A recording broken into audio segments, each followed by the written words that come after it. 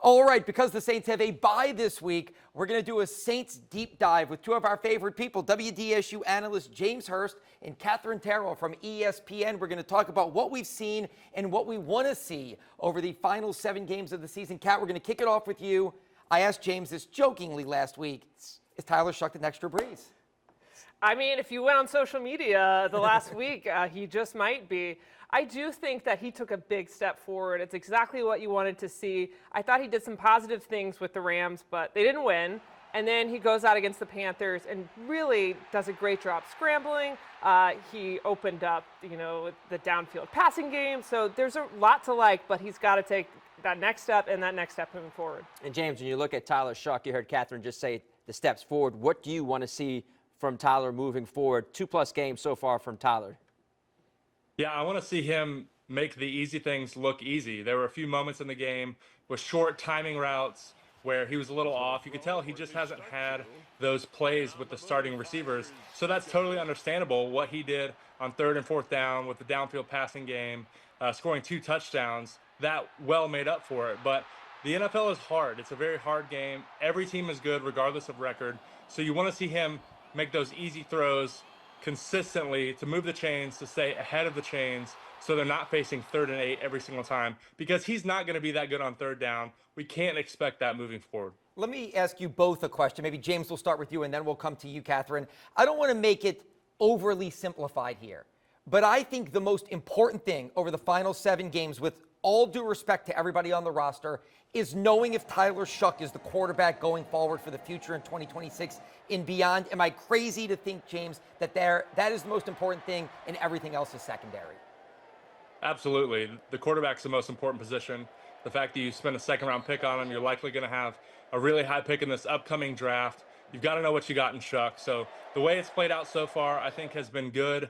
I was against him starting at the beginning of the year, and it seems like that might have helped him out a little bit. He's seen some game plans. He's adjusted well from his first start to his second start. So everything's pointing up for him. It's exciting to see, and they've got to see him more and more. They've got to see him as much as possible to know what they've got.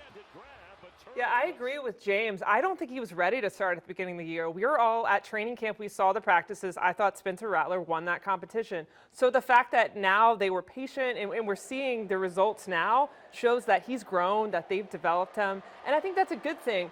But, is he the guy? And when you have a draft pick this high, they could be top 5. They could have the number 1 draft pick. We don't know yet. You have to know if it's going to be a quarterback or not. Like you said, that is the most important thing. And I do think they realize that, and that probably factored in as to why he's starting now. Catherine, I have another question for you. I'm a little older than all of you all, so I was here when Sean Payton got here in 2006, and I felt like right away we knew who and what Sean Payton was, from Millsaps in 06 to starting 3-0. Do we know who and what Kellen Moore is as a head coach after 10 games? I don't think we do. I think there's been moments where, Moore has looked great. I think there's been moments where his clock management skills have been head-scratching. We saw that at the beginning of the season, and then we saw it again against the Panthers. So I think he's growing as much as anyone else, and I'm not really going to make a judgment on him based off this one season because there's so many factors. Like James said, there are 3 linemen that aren't playing right now. They just traded away their number 2 receiver, and so I'm going to give it the next year or 2 and then kind of make a overall decision. Yeah, James, how do you evaluate the first-year head coach for the Saints through 10 games? He is missing some pieces. He's dealing with a first-year quarterback now. How does he, grade out so far to you in 10 games? Yeah, I'm going to echo what Catherine said. She nailed it. You can't make any sort of a real judgment at this point, certainly considering, one, the roster they had when healthy. It wasn't a great roster. I don't think anyone thought it was a great roster during training camp. And then 2, you trade away a couple pieces, rightfully so, and you've had some injuries. So he's missing a lot of pieces. He's learning the clock management issues. They pop back up, unfortunately. So that's a little bit troublesome because that can cost you some games.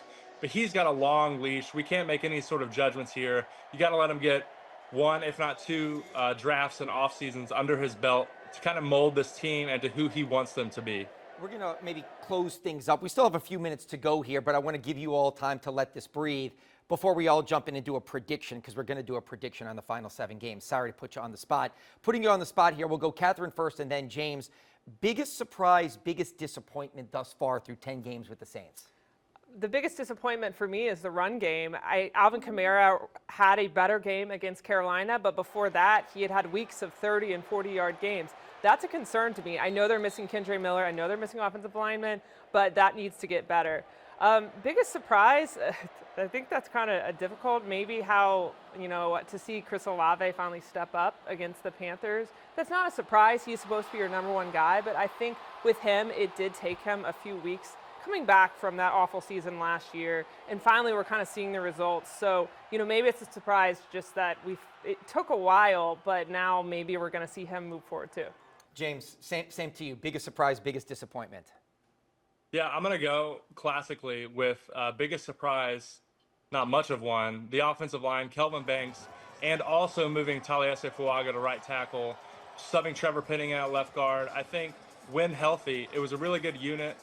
It's going to be a cornerstone for this team having two elite level tackles if that's what they come to be, on top of having one of the best centers in football. That's going to be huge for them going forward. Kelvin Banks, he's been a hit for sure. He can still improve a good bit, but he's on a trajectory to put him in conversations around Pro Bowl players, in years 2, 3, 4 of his career. Biggest disappointment, I'm going to go pass defense as a whole, and I'm including the pass rush, the blitz scheme, some of the pass coverage. I think we knew that the secondary is one of the weaker units of the Saints defense and on the whole Saints team.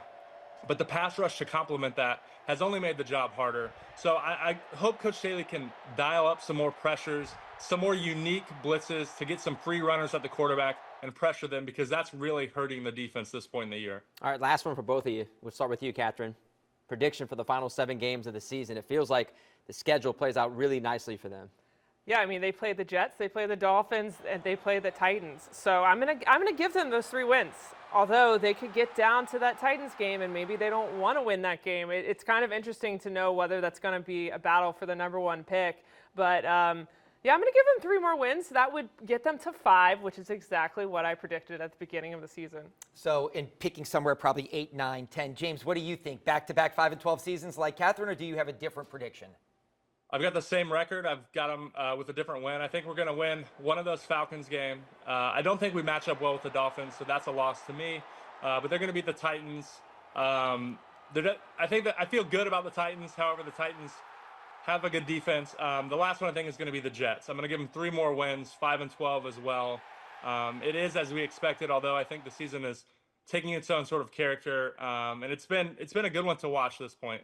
All right, Sharif, quickly, what do you got? I got them going 5 and 12, so 3 more wins. That's Okay. what happened before the season, It's an Fletcher. optimistic table here. I'm going really optimistic. I think they're going to beat Carolina again, split with the Falcons, and I think, call me crazy here, I think they're going to get Miami, Tennessee, and the Jets. I think they're going to get 5 more and finish with 7 wins, and Tyler Shuck's going to be the guy. Am I crazy? I think you truly never know with these divisional games, and I'm actually really excited for this Falcons game. I think it's always fun when they play the Falcons. It always gets a little weird, and so if they win that one, I think that's a huge confidence booster for them, and also I think that'll really help fans love Tyler Shuck. That's true. He plays well against the Falcons. Beat the Falcons at home. All right, James Hurst, Catherine Terrell, great insight. We truly appreciate your time.